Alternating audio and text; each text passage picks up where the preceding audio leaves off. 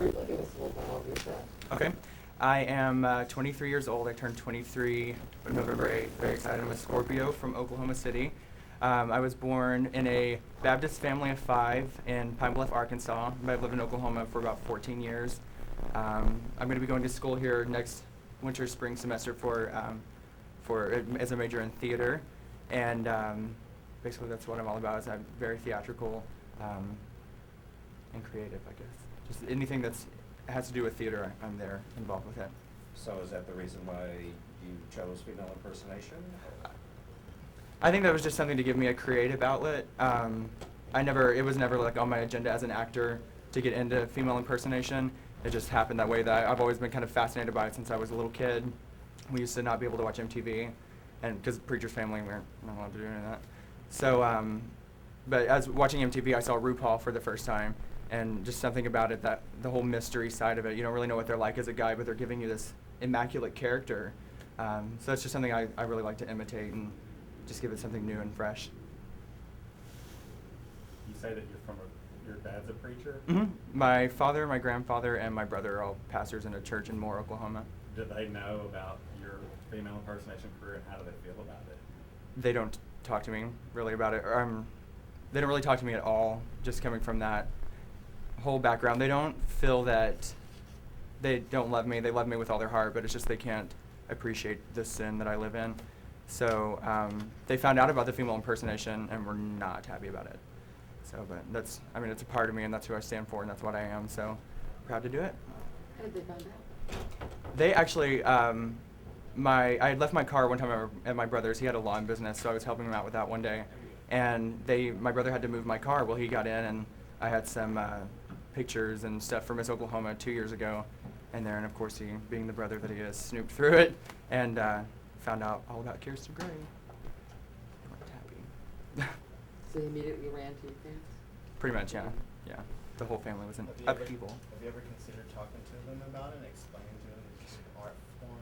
I've let them know, because our family's not about confrontation, but they're about, you sit as a family and you talk about it and you just get everything in the open. And I'm an honest person, so there was nothing, I never held anything back.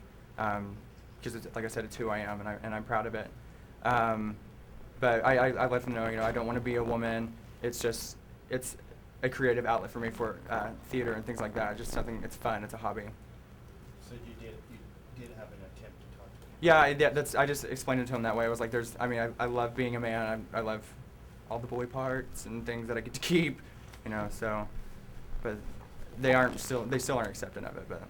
You brought up an interesting point. You said as a hobby, but if you would win Miss Gay America, it's going to be a full-time job. Yeah, I've thought about that, and especially within recently, I've been thinking that if I were to achieve a status like Miss America or something like that, then I would be more than happy to give it 100% and let that be my income, because it's a job basically, and I think I could fulfill it. Sometimes promoters may not be the easiest people to deal with. Have you had any experience, or tell me about your experiences in dealing with promoters?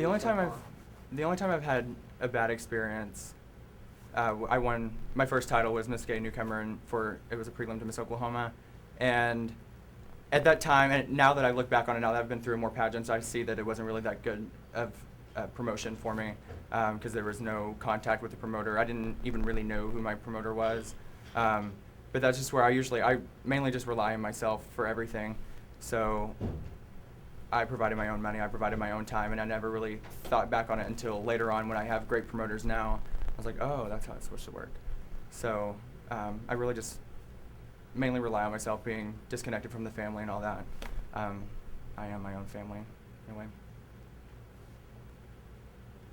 How did you prepare yourself for the long talent segment portion of the contest, and kind of start from the beginning where you got your ideas and how you planned it out? It all starts back at Miss Oklahoma. I had originally wanted to do auto titsling from beaches, and we had, set design, costume design, extras, dancers, all that hoopla. And right before Miss Oklahoma, I had a big bout with my family. My grandfather almost died, and there was a whole issue of me going to the funeral, if there would be a funeral, and this, that, or the other. So I was like, you know what, this year I just need to step back for a second. I need to get my life under control. And so I just threw in Foxy Roxy Hart from the London cast of Chicago, and just, threw together what I think she would wear, kind of like what Renee Zellweger wore in the movie. And basically just got out there with a chair and a bottle and just did this number and scored the highest in talent. And Miss Oklahoma won the talent award. And so I'm keeping that. I changed my costume a little bit, but it's that simple. It just fell into place. How long have you been a female impersonator? For You've been doing it since you're October 10th is my 4-year anniversary. And Mhm. your age? I'm about to be 23. I started off in the rec room in Oklahoma City. It's an underage club, and that's where I got my roots. So. What's been the best learning experience for you so far? Meeting with the people who are experienced, especially the ones who, my promoters or people in Miss Oklahoma that have been able to sit in on categories like interview and things like that, just to let me know. And after judging, critiquing, because I'm all about self-improvement. Never, ever been bitter about any critiquing that's been given to me, because obviously you're all here for a reason, because you have the knowledge that I need to gain. So I guess just talking to the experts and just being around them, surrounding myself with people who won't candy coat anything. Like if I look like crap, they'll tell me I look like crap. If I move my mouth too much, they'll tell me I move my mouth too much. If I talk too fast, you'll tell me that I talk too fast, So That's important. Yeah. I think honesty is the best policy, so. I have a question here to throw at you. At the Miss America pageant, say you noticed one of us judges doing something what you deemed inappropriate. How would you handle that? More than likely, I would go to my promoters first and see how they would want me to handle it. It's my first time, so they're the ones I run to for anything. And then however they, would advise me to handle it, I would go forth from there, I guess, to the Larry and Terry. That was our signal that we have just about a minute left. Is Okay. there something you want to leave with us as a last impression?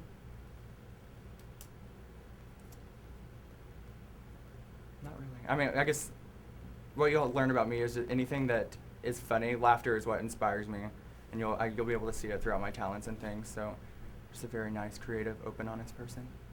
Well, good luck to you. Thank We you look very forward much. to I seeing you appreciate it. perform. Thank you. Thanks. Good? Okay. Take care. Thank you, guys. My name is Carl Glorioso, and I am contestant number 35, and I give the illusion of Victoria DePaula. Let's see, Clint. Thank you. Just briefly tell us just a little bit about yourself, and we'll go from there.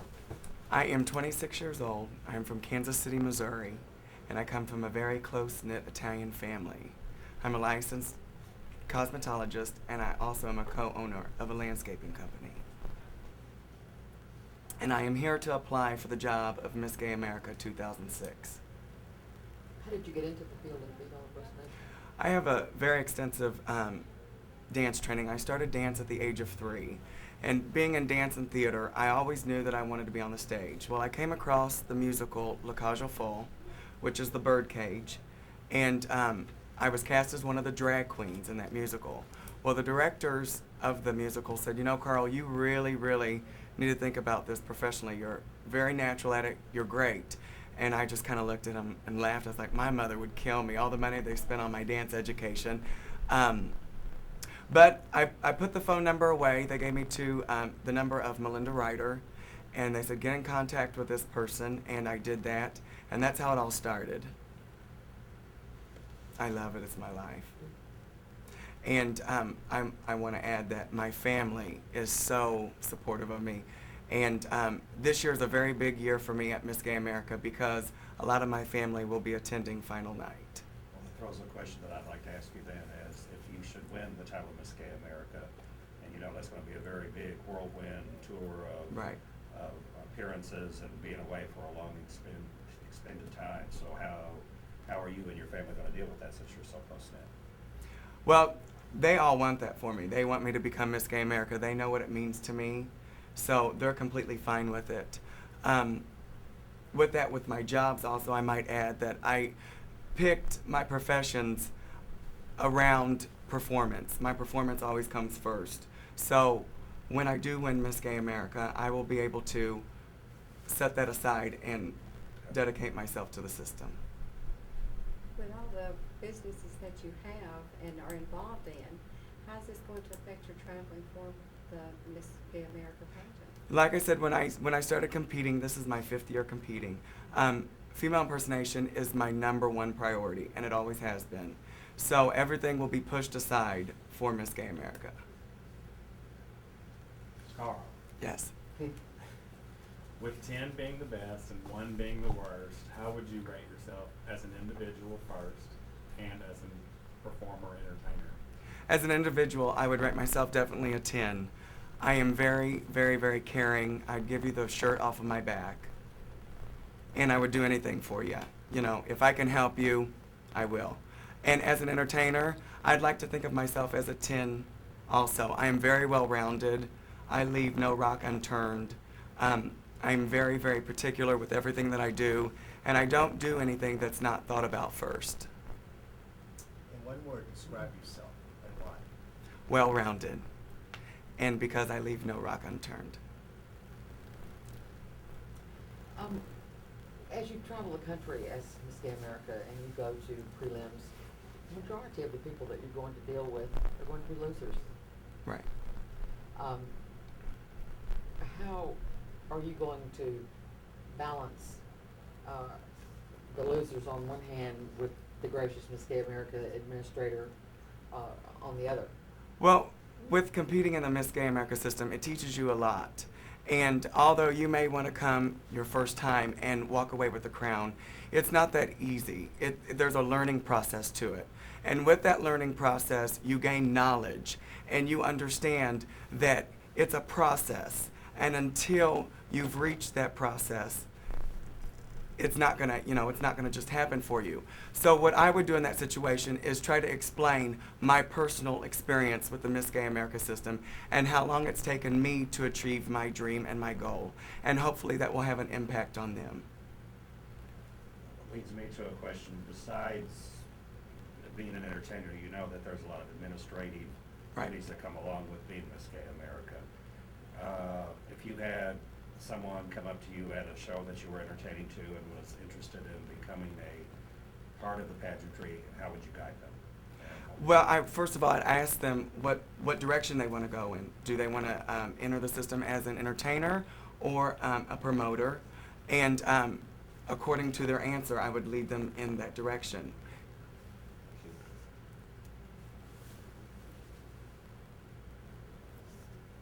What effects, good or bad, do you feel like the new ownership is going to have on the Miss Gay America pageant? Well, that's funny you ask. When I first found out of the sale, I was a little, leery about it. I'm like, oh no, I've worked so hard and poured my life into this, and I hope it's still able to go on. And Larry and Terry have absolutely been fabulous. They've called me about 4 times to ask if everything's going good, if I needed any help that they would be able to help me with. And I have no doubt that the new ownership is going to be just absolutely 100% perfect for the system. I mean, we've already grown with prelims already. So the new winner, which hopefully will be me, has a whole huge job to even add more prelims. And with the backing of Larry and Terry, it just makes it all the more fabulous. So what would segues me into, we still use the symbol of excellence. What does the symbol of excellence mean for you? The symbol of excellence means, it's very personal to me. I've always tried to put myself in the right directions. And what everything that Miss America means with the history, I feel like I want to belong to that. So it means excellence to me. It means, I've done the best that I can do for the life that I've chosen. And I definitely want to be the symbol of excellence. What do you think you could do different that the Miss Gay America's not doing now? Boy, that's a hard question because I'll tell you what, she's turned out to be a fabulous Miss America. Last year when she won, I was never doubted her, but was a little skeptical. But I'm telling you what, she pulled it together, and she's done a fabulous job. I don't, the only thing that I would like to do different is maybe try to get Miss America down to 2 days prelim nights than 3. But other than that, everything's perfect. That was our signal. We just had a minute left. You want to leave us with one last? Yes, I would love to. I'd like to thank you guys for giving me the opportunity to share my dream or participate in this system. And I'm very eager and excited to obtain the job of Miss Gay America 2006. Thank you guys very much. Thank you. Good luck. Thank you. Can I shake your Sure. hands? Thank you, sir. Thank you. Good luck. Thanks. See you later. Well, my name is Gary Olson. I'm 26 years old. I grew up in a small town of 1,500 people in South Dakota. Following my parents' divorce, we moved to Sioux Falls, South Dakota, where I graduated Catholic high school. I have one sister, and she has a husband, and I have one niece, Hayden. They currently reside in Minneapolis. Growing up, I was involved in many activities, sports, you name it, I was involved. Theater, everything I could get my hands on, I did. Following high school, I went to college for a couple years, tried to figure out what I was going to do, and that's what brought me to Phoenix, Arizona, where I currently reside. I finished school down there, and now I'm a licensed funeral director and embalmer. And I've been there for 5 years, and currently I am single, and just enjoying life right now, and just hoping for the best of Well, I it. was going to ask you where the stage name Amanda Berry came from, but maybe I figured that out. You got it. So, Very clever. yep. So that's kind of me in a nutshell. Let me ask you a question. As you become Miss Gay America, your schedule is going to be a whirlwind of activities. And that's going to mean a lot of time away from family and friends, and most importantly, your job. How would you handle that? No, currently, after being crowned Miss Arizona, I'm currently took a break from my job, and kind of just to gather my thoughts. First of all, it was a very overwhelming experience being crowned Miss Arizona, and so I needed that time to prepare myself to become Miss Arizona, to do my job correctly, and to also prepare to become Miss America. And so I took a break, and I'm in a good position right now where I'm always welcome back with my job. So they know the situation that I'm in, and they're supportive of me. Perfect. Thank you. How does your family feel about you being a female impersonator? You know, they have mixed emotions about it, coming from a very rural area. South Dakota does not see this, and so they have mixed emotions about it. It just varies on who you talk to in my family. My mom's supportive, my sister's supportive. My dad is he's just adjusting to me being gay. I did not tell them until probably about, I was 22 years old, and right now I'm 26, so he's still kind of adjusting to that fact. So to kind of drop two bombs, it was kind of an interesting situation. So if your father is still adjusting, how well did your mom and your sister adjust to this, and did they support you? They do support me. They have not seen me as Amanda, and that is something that, just in my family in general, we've never shown affection really to each other. It's kind of like a, so you kind of know what you can touch base on, and what you should, just leave be your situations, just like they have their things that they do that maybe I don't agree with, but we still love each other and support each other. What is happiness to you? Happiness? Yes. That's just, feeling complete with your life and feeling confident in what you are currently doing. I had to search for happiness for a little while. I ended a 2-year relationship in December, and so I kind of was by myself, I felt, for a little while. And so now that I'm starting to find that happiness and find my niche again. The title of Miss Gay America entails being a strong entertainer as well as administrator. Which of those two roles do you feel like is the most challenging, and why? Probably the most challenging at this point in my life would being able to keep up with my continuing talent. I am a great administrator. With my job, I have to get things done and done quick, within a matter of a couple days. My talent, I've been doing female impersonation for 2 years, and I've had to have a huge step up within that 2 years, especially now being crowned Miss Arizona. Can you give me an example of something that you've handled administratively that you can think of? Sure. Like I said, with my job, you are given a family at a moment where they need your help, and they need it fast. and they got to trust you.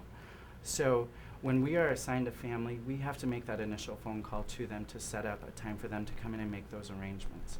Whatever arrangements they want, you have to get done in the time that they need that done. And so whether that means you're coming in early, staying late, you know, you've just got to get it done in that time. And you only have one shot at doing it, so it's got to be right the first time. Well, being Miss Gay America, there are a lot of administrative duties, Mhm. and you are aware that it's more than just wearing the crown and doing your talent. Correct. So Miss Gay America needs to be very well versed in the type of administrative duties that, L&T Mhm. and the pageant system, are you comfortable with doing that? Oh, definitely. You know, I just feel that that's one of my strongest qualities is being an administrator, and working with all types of people. You know, you're not just gonna be totally in a gay setting all the time. You know, so you got to be able to adjust and to be able to adjust to the environment you're in. What would you do different as Miss Gay America than the former Miss America have done in the past? I think something that I would do differently would be to really promote to the new people that it's okay to become involved at an early stage with the pageant. For me, that happened for me. Luckily, I had a good upbringing with my female impersonation that I wasn't going to run 2 years ago. And my first pageant was Miss Gay Phoenix, and luckily Angela Dodd said, you know, you got to start sometime, and now's a good time. It doesn't matter who's in that pageant, you need to step it up. So I think that's important that we promote that pageant to get younger people in there and not be intimidated. Take that first step, so to speak. Yes. That's our knock, but we have a minute left. Okay. Is there something you would like to leave us with? Well, I just hope that you guys understand. I know that being new, sometimes people are hesitant at that, you know, are they ready? And, you know, I feel like at any moment I can be ready for anything. Well, good luck. We look forward to seeing Thank you you. tomorrow.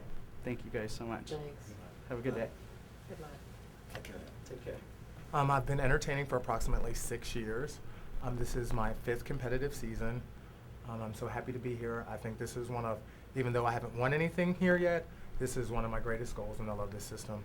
So I'm so happy to be able to represent my home state. Could I ask you say you don't want anything, but you have won some knowledge I meant each year here. that you come, right? Yes. Okay. Well, if you would win the title of Miss Gay America, what would you like to see your reign bring this year? Any changes? Anything special in your realm? Well, after you got me up off the stage because I passed out, if you let me win, I would like for my reign to represent that even though you are new, that if you do the work, the judges are willing to reward you, and the system is here to support you, and you can learn and still be a title holder at the same time. Thank you. Of all the different female impersonator contests that there are around, what attracted you to the Miss Gay America system? The fact that I'm afraid of needles, so you don't have to have surgery to actually compete at a certain level. Now, when I say that, it doesn't mean that I don't believe surgery makes you a better entertainer or title holder, because it doesn't. But in other systems, I do feel that at times if you haven't had surgery, you're looked upon differently, and it's harder to compete in those systems. And I'm afraid of needles, and I love to entertain, so that's why I like this system. One word describe yourself and why. One word to describe myself. Serious. Because I take things very seriously. That doesn't mean I don't have a sense of humor, but my word is my bond. So if I tell you I'm going to do something, I am. Also, if I tell you I'm not going to do something, I'm not. So I would say serious. Is there anything that irritates you to the point of being confrontational? People that are bitter after a contest. I'm not necessarily confrontational, but I will speak up. If a contest is fair, a contest is fair. Everyone's going to say, I got cheated. Everyone's going to say, she got lucky, the judges liked something. That doesn't mean the contest wasn't fair. I do not like when someone says that contest was rigged because they didn't win. doesn't mean the contest was rigged. It meant the judges saw something they didn't enjoy or didn't like. That doesn't mean they had anything personal against you. It just means your gown was not for you. Your talent wasn't entertaining. Your interview was lacking. That's not a personal indictment. You're not going to die, so don't put down the system and or the judges.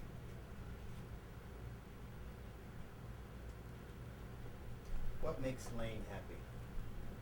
Quiet. I think in this world and in the system and female impersonation, there are so many up times that when you get to just enjoy yourself and be around friends, and you know when you're around good friends, you may not be talking, but you're having a great time.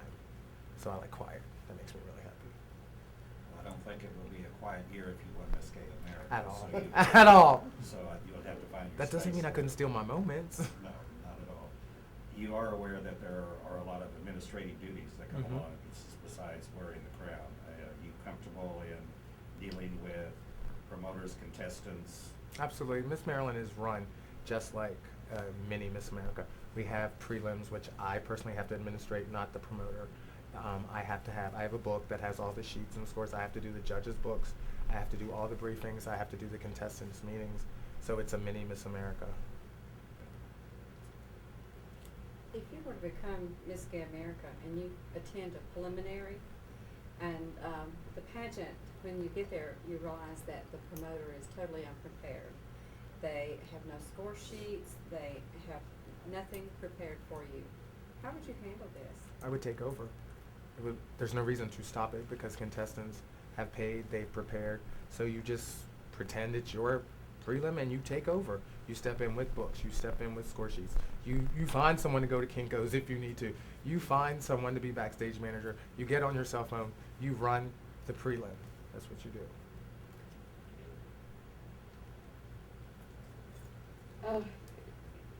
You're gonna do an orientation hypothetically for some new contestants. Give us how you would describe to them the evening gown category.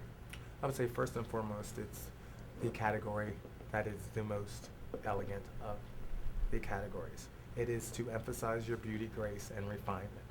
I would then explain the difference in modeling, that even though it is graceful and you're supposed to, per se, work your dress, that does not mean that if there's an evening gown description sheet, when they say your earrings, you don't point at your earrings. If they say you have lovely shoes on, you don't pull your dress up. That I would emphasize the 3 points and how to model. I would emphasize what gown length is, where it should break, actually that it shouldn't have a break, that it should be an inch from the floor, and that your sleeve should be an inch here or an inch this way. And pretty much go over modeling at that point. With 10 being the best and 1 being the worst, how would you rate yourself as a person first and as a performer, entertainer second? I would probably rate myself, because I like myself, about an 8.5, which doesn't sound high, but I do know there's room for improvement. I tend to snap judge things and then realize I have to go back. Luckily, I do realize I have to go back and find out all the details. So I know there is work to be done on me. That's why it's only 8.5. And as an entertainer, did you say? As an entertainer, because I've been doing it fairly a little bit of time, I would say I'm a good entertainer, but I am not yet a great entertainer. The difference being, if I'm in front of one of my home crowds, I'm not afraid to entertain. I would wear anything. If I'm not at home, it takes a little more. It takes me a moment to warm up to the crowd. So I would give myself about a 6.5, 7, just to be honest. There's room for growth. I'm new. I'm sorry. You're welcome.